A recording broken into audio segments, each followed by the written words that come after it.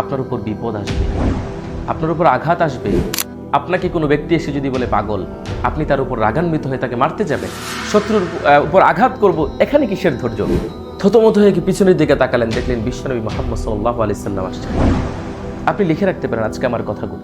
আপনি ব্যর্থ, আপনি ব্যর্থ, আপনি ব্যর্থ। আসসালামু আলাইকুম ওয়া রাহমাতুল্লাহি ওয়া বারাকাতুহু। আলহামদুলিল্লাহি রাব্বিল আলামিন ওয়াস সালাতু ওয়াস সালামু আলা সাইয়্যিদিল আমবিয়া ওয়া ইমামুল মুরসালিন ওয়া আলা আলিহি ওয়া আসহাবিহি আজমাইন। আমরা আজকে কথা বলবো as-sabr, ধৈর্য নিয়ে।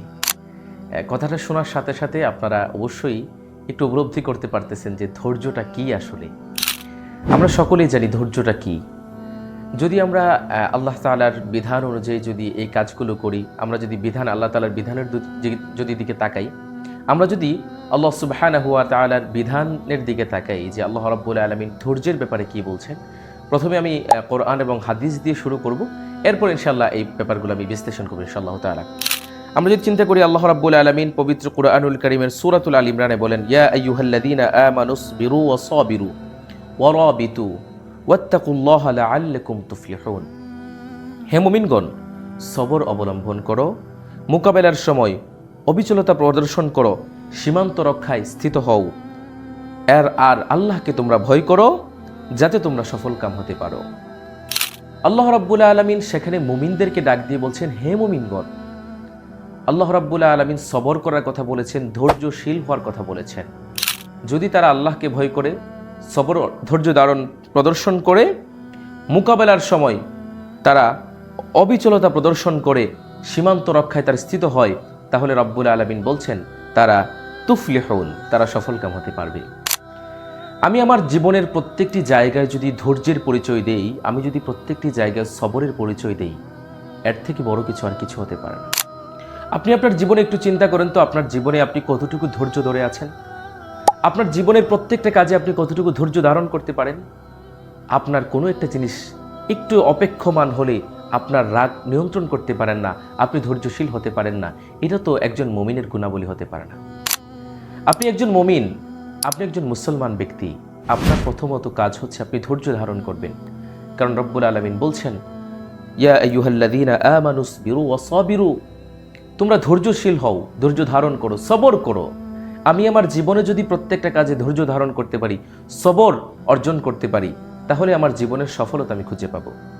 আপনি প্রত্যেকটা কাজের ক্ষেত্রে যদি রাগ নিয়ন্ত্রণ করতে না পারেন, রাগ করে যদি আপনি কোনো কিছু করে ফেলেন, এই কাজটা আপনার জন্য সফলতা বয়ে আনবে না, বরঞ্চ আপনার জন্য ক্ষতির কারণ হবে।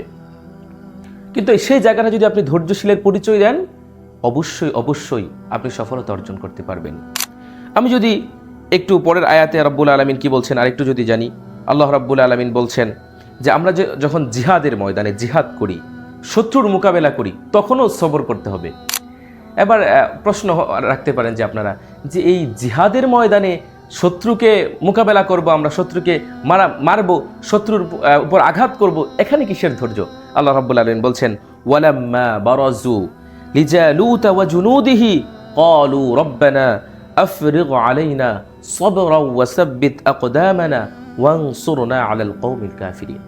ওয়ালাম্মা বারাজু লিজালুতা ওয়া জুনুদিহি ক্বালু রাব্বানা আফরিগ আলাইনা সাবরাও ওয়া সাব্বিত আকদামানা ওয়ানসুরনা আলাল কওমিল কাফিরিন।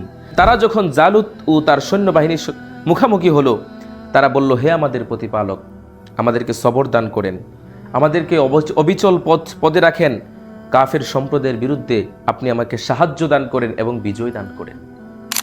তাহলে এখানে আমি দেখতে পেলাম যে যখন কাফেরদের বিরুদ্ধে, মুশরিকদের বিরুদ্ধে যখন যুদ্ধের ক্ষেত্রে মোকাবেলার কথা বলা হয়েছে, তখনও তারা আল্লাহ তাআলার কাছে বলছেন, ক্বালু রব্বানা আফরিগ আলাইনা সাবরাও ওয়া সাব্বিত আকদামানা ওয়ানসুরনা আলাল কওমিল কাফিরিন। হে আমার রব, আল্লাহ তাআলাকে ডাকছেন, হে আমার রব, আপনি আমাদেরকে সবর দান করেন, ধৈর্যশীল বানান, আল্লাহ আমাদেরকে ধৈর্য ধারণ করার মতো তৌফিক দান করেন। এই কথাগুলো তারা আল্লাহ রাব্বুল আলামিনের কাছে আকুতি মিলিত করে দোয়া অনুসারে করেছেন, যে দোয়াগুলো আমরা বিভিন্ন সময় মুনাজাতের মাধ্যমে করি। তো এই ধৈর্য যদি আপনার জীবনে না থাকে, আপনার জীবনের কোনো কাজে আপনি সফলতা পাবেন না। আপনি লিখে রাখতে পারেন, টু দ্য পয়েন্ট আপনি লিখে রাখেন যে আপনার জীবনে যদি ধৈর্য না থাকে, আপনার জীবনে যদি সবর না থাকে, অবশ্যই অবশ্যই আপনি সফলতা অর্জন করতে পারবেন না। আপনি ব্যর্থ, আপনি ব্যর্থ, আপনি ব্যর্থ। আপনি লিখে রাখতে পারেন আজকে আমার কথাগুলো। আমি একটা হাদিসের কথা যদি বলি, হাদিসটার ব্যাপারে যদি আমি কথা বলি, আপনি বুঝতে পারবেন যে বিশ্বনবী মুহাম্মদ সাল্লাল্লাহু আলাইহি সাল্লামের ধৈর্য কেমন ছিল। একবার হযরতে আনাস রাদিয়াল্লাহু তাআলা আনহু, বিশ্বনবীর সবচেয়ে ছোট্ট খাদেম ছিলেন তিনি। হযরতে আনাস রাদিয়াল্লাহু তাআলা আনহুকে বিশ্বনবী একবার জুব্বা আনতে পাঠালেন। উনি সালাত আদায় করবেন, জুব্বা আনতে পাঠালেন। হযরতে আনাস রাদিয়াল্লাহু তাআলা আনহু গেলেন জুব্বা আনার জন্য। পথিমধ্যে মদিনার ছেলেরা খেলাধুলা করতেছে। আনাস রাদিয়াল্লাহু তাআলা আনহু মদিনার বাচ্চাদের সাথে খেলাধুলা দেখতে আরম্ভ করলেন। বিশ্বনবী বললেন, এত সময় হয়ে গেল, কেন এখনো আনাস আসে না? মনে হয় মদিনার বাচ্চাদের সাথে খেলাধুলা করতেছে অথবা খেলা দেখতেছে। যেই কথা সেই কাজ। বিশ্বনবী আস্তে আস্তে হাঁটতে আরম্ভ করলেন। গিয়ে দেখলেন মদিনার বাচ্চাদের সাথে হযরতে আনাস রাদিয়াল্লাহু তাআলা আনহু খেলাধুলা দেখতেছেন। এই সময়টা যদি আপনার কথা চিন্তা করেন, আপনি আপনার নিজের সাথে আবার মিলান। আপনি আপনার নিজের সাথে এটা প্র্যাকটিক্যালি আপনি মেলাবেন। এবার দেখেন আপনার সন্তানকে যদি আপনি জুব্বা আনতে কিংবা শার্ট আনতে কিংবা পাঞ্জাবি আনতে আপনি পাঠান আপনার সন্তানকে কোথাও, যদি সে লেট করে, এদিক দিয়ে আপনার সালাতের সময় হয়ে গিয়েছে, আপনি নামাজ পড়বেন, আপনার সন্তানকে পাঠাইছেন কিসের জন্য? পাঞ্জাবি আনার জন্য অথবা জুব্বা আনার জন্য অথবা শার্ট আনার জন্য।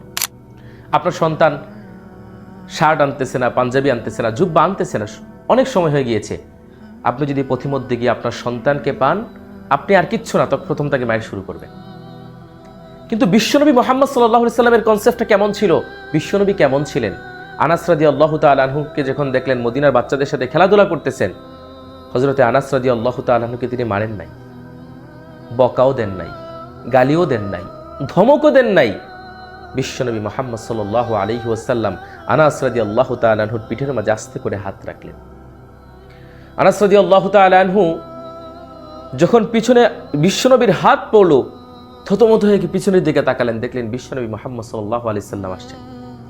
এক দৌড় দিয়ে বাড়িতে গেলেন জুব্বা আনার জন্য। আপনি জায়গাটা আপনার সন্তানকে কি করতেন? আপনি অবশ্যই তাকে বকাঝোকা করতেন অথবা আপনি তাকে মারতেন, কিন্তু বিশ্বনবী আস্তে করে পিঠের মাঝে হাত রাখলেন। আপনি আপনার সন্তানকে, আপনি আপনার যে কোনো জায়গায় আপনি অবশ্যই যদি ধৈর্যশীলের পরিচয় দেন, আপনি সফলতা অর্জন করতে পারবেন। আজকে আপনার সন্তানকে যদি ওই সময়টাতে আপনি মারেন, আপনার সন্তান আজকে আপনার শুধুমাত্র মায়ের ভয়ে, আপনার আঘাতের ভয়ে সেই কাজটা করবে, পরবর্তী দিন সে একনিষ্ঠভাবে কাজটা করবে না। আর আপনি যদি আপনার সন্তানকে বুঝিয়ে শুনিয়ে ধৈর্যশীলদের মতো আপনি ধৈর্যশীলতার সাথে আপনি যদি আপনার সন্তানকে বোঝান, অবশ্যই আপনার সন্তান বুঝবে। বিশ্বনবীর আরও হাদিসের মাধ্যমে আমরা জানতে পারি, হযরতে আনাস ইবনে মালিক রাদিয়াল্লাহু তাআলা থেকে বর্ণিত, তিনি বলেন রাসূল সাল্লাল্লাহু আলাইহি সাল্লাম বলেছেন, বিপদের প্রথম আঘাতেই ধৈর্য ধারণ হচ্ছে প্রকৃত ধৈর্য।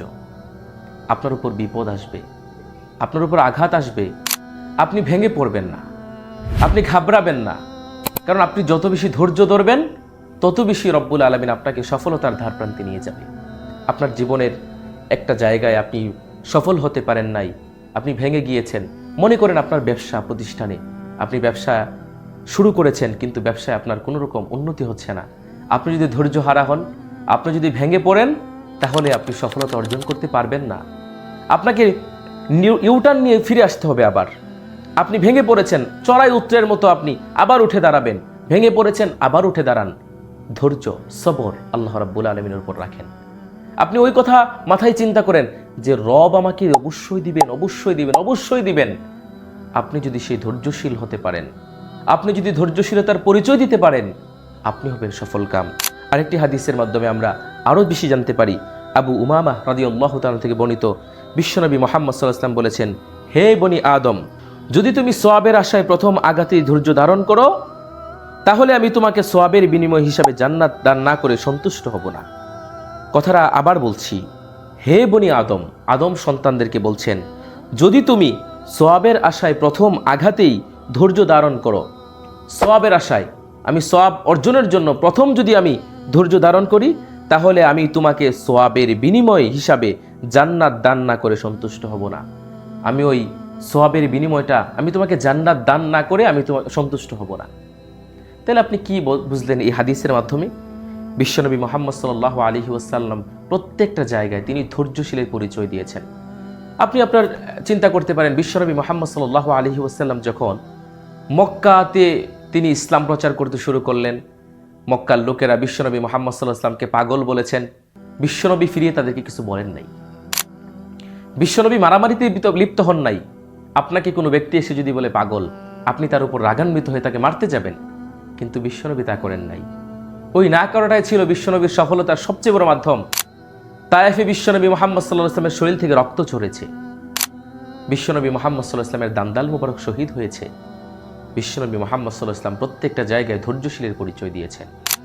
আপনি আপনার সন্তানের ক্ষেত্রে, আপনি আপনার স্ত্রীর ক্ষেত্রে, আপনি আপনার ভাইয়ের ক্ষেত্রে আপনি ধৈর্য ধারণ করতে পারেন না।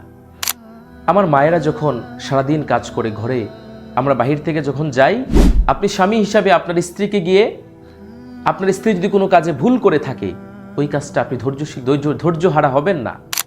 আপনার স্ত্রী একটা কাজে ভুল হতে পারে, রান্নাতে তরকারিতে একটু লবণ বেশি হতে পারে, কিন্তু আপনি তাকে এজন্য মারধর করতে পারেন না। এরকম অহরহ ঘটনা আমরা জানি।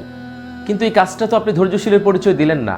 আপনি আপনার স্ত্রীর প্রতি আপনি দয়াশীল না, আপনি আপনার স্ত্রীর প্রতি আপনি সন্তুষ্ট চিত্ত না। আপনি আপনার স্ত্রীর প্রতি যদি দয়াশীল হন, আপনার স্ত্রীর প্রতি যদি আপনি ধৈর্যশীলের আচরণ করেন, তাহলে স্ত্রী আপনাকে অবশ্যই অনেক বেশি ভালোবাসবে। কারণ আপনার স্ত্রীকে আপনি যতটুকু দিবেন, সে ততটুকুই আপনাকে দিবে। আপনি তাকে যত বেশি প্রায়োরিটি দিবেন, আপনি যত বেশি তার প্রতি স্যাক্রিফাইস করবেন, সেও আপনার প্রতি করবে। আপনি ধৈর্যহারা হবেন না। আবার আমার মায়েরা যারা আছেন, স্বামীর প্রতি কখনো রেগে যাবেন না। আমার মায়েরা স্বামীর প্রতি রেগে যাবেন না, আর আমার বাবারা মায়েদের প্রতি রেগে যাবেন না। আপনারা দুজনের মধ্যে বোঝাপড়া করে সুন্দরভাবে যদি আপনার পরিবারকে গঠন করতে পারেন, আপনার ঘর থেকে যে সন্তান হবে তারাও হবে সুচিন্তাশীল, তারা হবে ধৈর্যশীল, তারা আপনাদেরকে দেখে শিখবে। আজকে যদি আপনারা নিজেরা ঝগড়া করেন, ধৈর্যহারা হয়ে যান, রাগান্বিত হয়ে দুজন ঝগড়া লিপ্ত হয়ে যান, আপনার সন্তান এটাকে দেখে সে পরবর্তীতে ওই কাজটাই সে অ্যাপ্লাই করবে। অতএব আসুন আমরা সকলেই ধৈর্যশীলের পরিচয় দিই। যত বেশি আমরা ধৈর্য ধারণ করতে পারবো, প্রত্যেকটা কাজে সবর করতে পারবো, সকল কাজে যখন আমরা সবর করতে পারবো, আমরা সফলতা অর্জন করতে পারবো। আল্লাহ রাব্বুল আলামিনের কথাগুলো যেন আমরা অক্ষরে অক্ষরে পালন করতে পারি, আমরা যেন ধৈর্যশীল হতে পারি, আমরা যেন সবর করতে পারি। আমাদের বিপদে আপদে, কাজে কর্মে, সব জায়গায়, আমার জীবন থেকে শুরু করে নিয়ে, আমার পরিবার থেকে নিয়ে শুরু করে আন্তর্জাতিক জীবন পর্যন্ত প্রত্যেকটা কাজে যদি আল্লাহ রাব্বুল আলামিনের উপর ভরসা করে আমরা যদি ধৈর্যশীলের পরিচয় দিয়ে প্রত্যেকটি কাজ করতে পারি, অবশ্যই আপনার সেই কাজে, আমাদের সেই কাজে রাব্বুল আলামিন সফলতা দান করবেন। আল্লাহ রাব্বুল আলামিন আমাদেরকে ধৈর্যশীলদের অন্তর্ভুক্ত করুন। আমিন। ওয়া আখিরু দাওয়ানা আনিল হামদুলিল্লাহি রাব্বিল আলামিন। ওয়াসসালামু আলাইকুম ওয়া রাহমাতুল্লাহি ওয়া বারাকাতুহু।